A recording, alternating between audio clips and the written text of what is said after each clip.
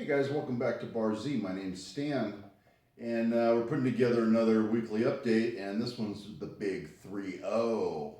So everyone dreads the age of 30, but here we are at 30. First up, we're going to show a field trip. I know you guys like the field work sometimes, and this one was a pretty nice machine shop, so I shot a little video around. We were there working on an air compressor. We actually took an air compressor, their only air compressor. We took a 60 horse rotary screw offline for 4 hours, which is a big deal in this kind of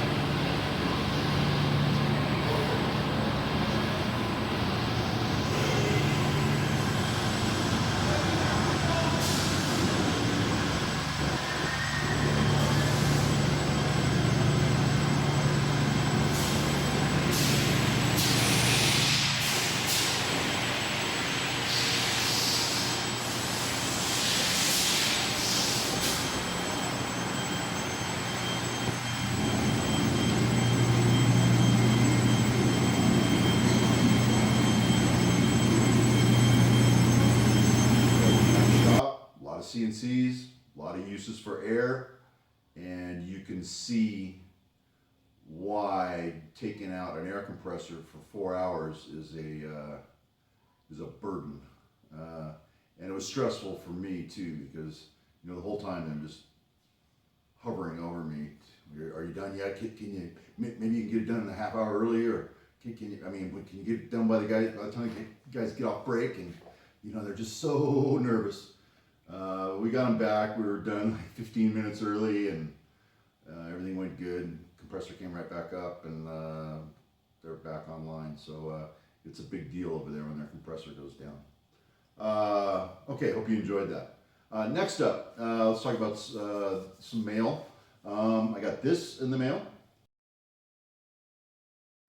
So thank you, Keith Rucker.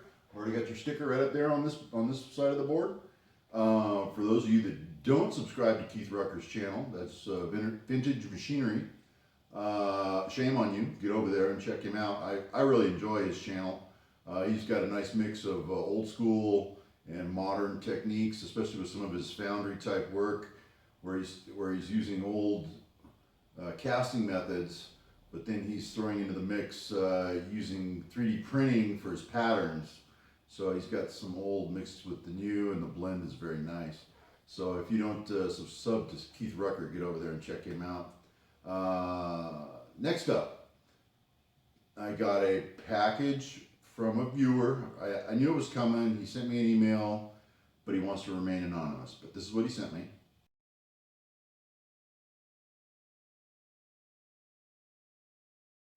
And I just wanted to say thank you. You know who you are. Thank you for sending those to me. I've already used them. They're beautiful. They're smooth. They're repeatable. It gives you confidence when you use them. My set didn't even go that big. And like I say, I've already used two of those sizes. And but thank you for sending those over. Next up is eBay. For me, and this was the good, the bad, and the ugly. Let's go look at the good.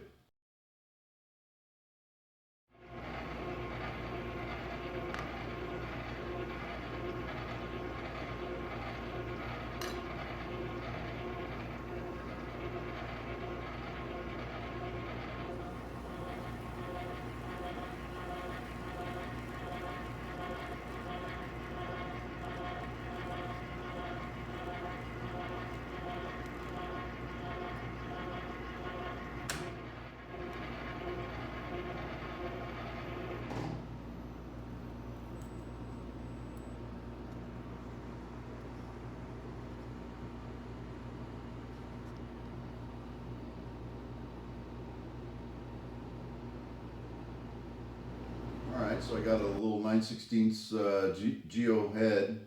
I think it's a 9/16 D. A lot of nice dies with it, and as you can see, it works really well. And I got it specifically for a stainless job that I was doing, and it worked flawlessly.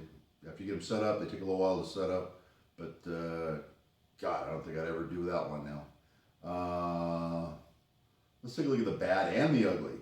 this was kind of a drag. Let's take a look at that. Well, Nicholas, I got your package, and here's the gauge. And when I took it out, the gauge moved once with the needle, but now it doesn't do anything. I'm moving that needle right there. I got no gauge movement, and I pushed it one time and I heard a click, and this whole thing came derailed off of the guts inside. So I'm gonna upload this to YouTube and send a link to you, and you let me know what you want to do. But I just got it out of the box. I didn't do anything with it, and I'm very familiar with test indicators. I use them all the time, so I'm very familiar with the operation of a test indicator. I was really excited to get this one. This was a really cool gauge. I didn't have one in my collection, so let me know what you want to do. All right, so that came in from eBay. The stylus was already busted right out of the box, and I don't know, maybe the guy wasn't familiar with it or something, but he didn't know whether it was good or bad or whatever. Maybe he just didn't know what he had. He thought it was good, but unfortunately I had to send that back. That's and I was looking forward to that gauge. That's a nice little Brown and Sharp Swiss made. I guess vintage, but it would be cool to have that thing around. I've always wanted that exact gauge. Next up was a little mail. Came from Craig Campbell over in one state over in Phoenix, and let's go take a look at what Craig sent. Okay, so we got a bit of mail from Mr. Craig Campbell. He's a mechanical engineer, and his website is mcengineeringincorporated.com. But look him up on the web, and he sent me an interesting piece, and this is a multifaceted tool grinder. And there's 2 set screws, and you put in your tool blank there, and it's designed to hang the work out of the side, and then flip and grind the other side. So this is going to, that's why it's got all these odd angles. It's made just for doing 60-degree threading tools. And he said his instructor in high school held a gun to his head and made him make this. Actually, it looks like it was a good learning experience. But it's been surface ground. I can see some surface grinder marks here, here, here. This looks like a bandsaw cut. Looks like it might have been ground there. It's actually polished there. But he sent a sample bit and he just kind of tucked it into the side. But it's made to do a threading tool for threading up to a shoulder. So we're gonna play with this in an upcoming video. But Craig, thanks for sending that over. And he sent over a couple of fun screwdriver magnets, reversible. They go Phillips and flat. They go both ways. All right.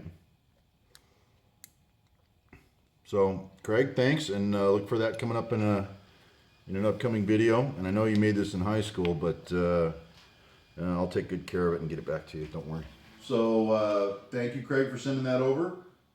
That's a pretty cool piece. Thank you for trusting me with it, Craig. I'll take good care of it. I promise. I know it's been with you since high school, so I'll take good care of it.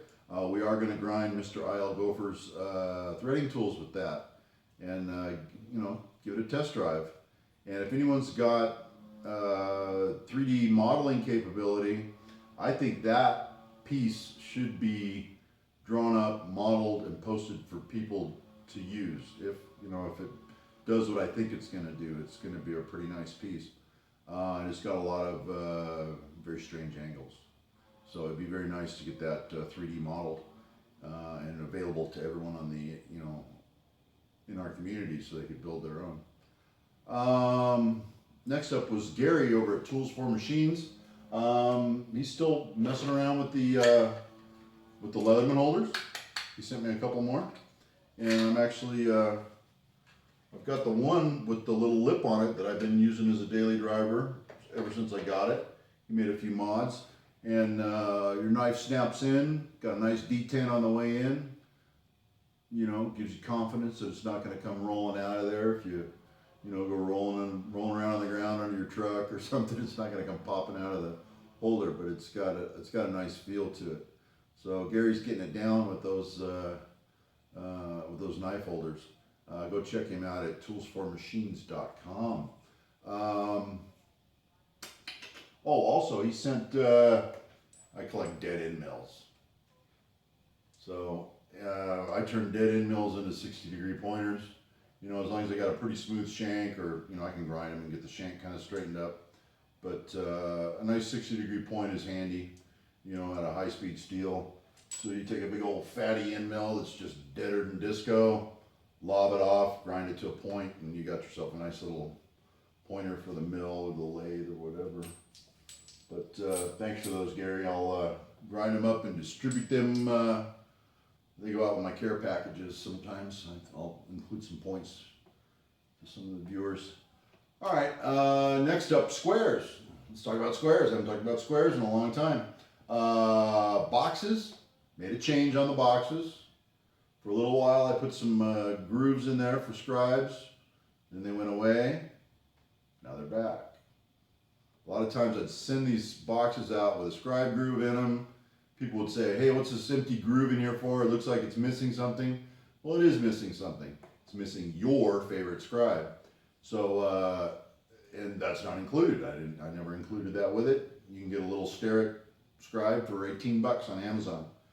But the scribe groove is back. Let's go take a look.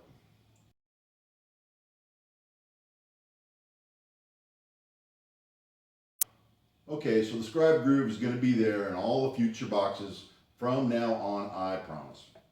All right. I got more emails from people, and I encourage this. People building their own squares, and they say, hey, how do you cut out the webs in your squares? How do you cut out those triangular holes, these guys here? How do you make that cutout in the middle, and how do you make them look so good? Well, this is how I do it. I just did a little fast motion, and I'll show you how I blaze through it.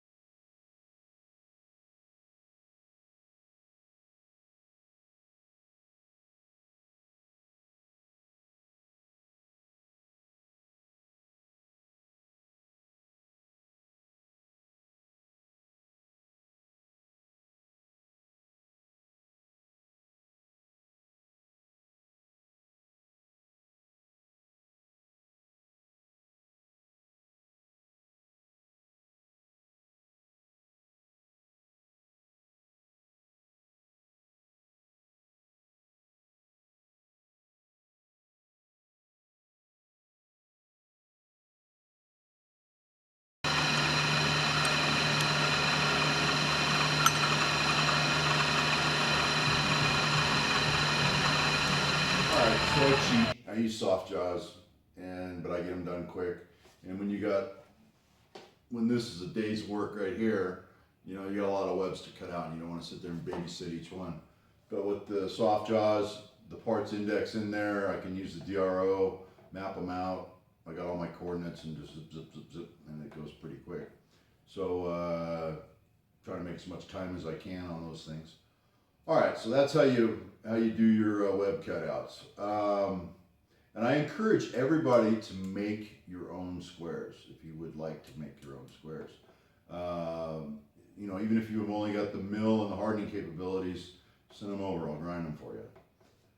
Or you know, I'll do any phase of it you want. Or if you want a set of raw ones that are just milled and hardened and you want to grind them yourself, I encourage that too. It's a good learning experience, and it's a good work holding learning experience. All the way through the entire process of building a square, it is a work holding challenge in all aspects. But it's good experience for you. Next up.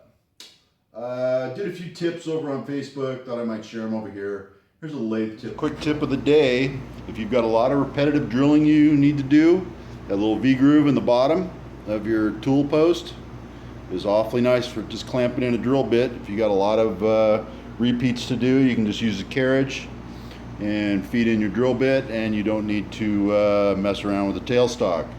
So there's your tip of the day. Okay, so that's down and dirty. If you got a lot of repetitive drilling to do, don't want to use a tailstock, crank in, crank out, crank, especially when you're peck drilling and doing some deep drilling or something, you need to get in and out quick to get those chips out of there. Put it on the carriage, you know, drop it in your V-notch in your quick change tool post and go at it. Make sure your elevation, make sure your Z and your Y are very accurate. Make sure you get that drill bit on the center, you'll get a really ugly hole. But after you get it all, you know, after you get it dialed in both axes, you know, lock your carriage, lock your tool post, just drill, baby, drill. Okay, next up is a mill tip, and this involves Colin over at Comp Edge X. This was something you do when you lost your collet stop. Okay guys, here's your bar Z tip of the day. If you need to index parts in a Spindex and you have lost your collet stop, like I have, you can use the Colin Chipette Special up the backside of your Spindex. Your parts are going to go in and hit that stop every time. You can still close up your collet right here, and you can actually still spin your Spindex with the stop in place. So it doesn't bother anything. Just set it at a little angle, whatever angle you're setting your Spindex at. It would work for 0, it would work for 10, 20. This one's set in here at 20 degrees. Okay guys, that's the tip of the day. So I lost my collet stop, and that was my workaround. You know, somewhere in this shop, somewhere here, I have a beautiful spring-loaded hard-hinge collet stop, 5C, and it's here. And what brought this up is I was talking to Chuck over at Outside Screwball about it, and I was going to text him a picture of my hard-hinge spring-loaded 5C collet stop. So I started looking, and I couldn't find it. And I've been looking for a week now, and I still can't find it. So, I don't know, the shop monster ate it. But I know when it's going to turn up. As soon as I buy another one, that thing's going to pop right up, and now I'll have two. Okay, getting close to the end here, I promise. I do want to remind you that we've got more grinding to do on Mr. Eilgopher's tool blanks, and those are going to be done using Craig Campbell's multifaceted tool grinding fixture. So stay tuned for that. That's going to be late next week. I haven't had a whole lot of time to shoot any video. Last up, visitor. I had a visitor here. I'm not going to use his last name. His name's Andrew P. And he goes by the name of the Tool Miser. And he makes, I think he's got a hard-hinge HLV over there that he's spitting out parts on. And he's making, you know, prefab parts for maybe like motorcycle fabricators and things like that, which are, you know, weld-in pieces or drop-in pieces for the motorcycle guys and stuff. But let's go take a look at what he brought over. Okay, next up I had a visitor. His name is Andrew P. He goes by the Tool Miser. That's his handle. And his eBay store is ebay.com user/toolmiser. And but he's got an eBay store, and I'm going to show you what he brought over, some samples of what he sells. And these are I think these are like a weld-in boss that you would use for cap screws. And I think those are 3/8, so these are kind of neat. I got a 3/8 cap screw here. So this would get welded on, I don't know, to a motorcycle frame or something, and your cap screw goes in and sits flush there, and with a nice neat weld around there, that would actually look pretty cool. So he makes those. He brought me 4 of those, and he's got another one here. This looks like 3/8 as well. It's just got a nice round over, and his round over tool looks like it's flawless. No chatter marks or anything on that. Yeah, it's 3/8/16, so that's a 3/8 coarse thread on those, and he gave me 4 of those. Forgot what he said they used those for, but those are another little accessory for motorcycles and things like that. Some prefab stuff for some of the frame chassis builders. And then I remember he said these were handlebar mounts for weld-in bungs for like tag-on type handlebars. That looks like a 1/2 inch thread in there. So he makes those, pretty cool. And he also makes these. These are just fun magnets. He gets them black anodized, and a shop can never have enough magnets. And these are just wonderful little sticky suckers. So yeah, they stick pretty good. I gotta grab 2 of those suckers.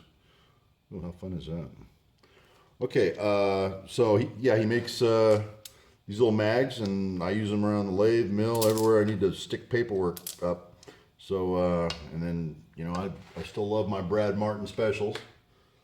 I don't think Andrew's going to put you out of business, but definitely got competition. Oh, look at that. How fun is that? Okay, gotta love magnets. All right, that's it for the mail call. Thanks. Okay, so Andrew, thanks for stopping by. I enjoyed your visit, and thanks for the swag and the samples of all the different pieces you make. And if anyone wants to get a hold of him, I think it's toolmiser@gmail.com if you're interested in any of those pieces he makes. And I know he's got an eBay store too. I'm sure he can point you to that, to his eBay store, where you could take a look at a few of the things that he makes there. All right, appreciate you guys tuning in. Sorry I didn't have any machine work for you. Well, we had a little, not much. And stay tuned later this coming week for more grinding. All right, fellas, thanks for watching.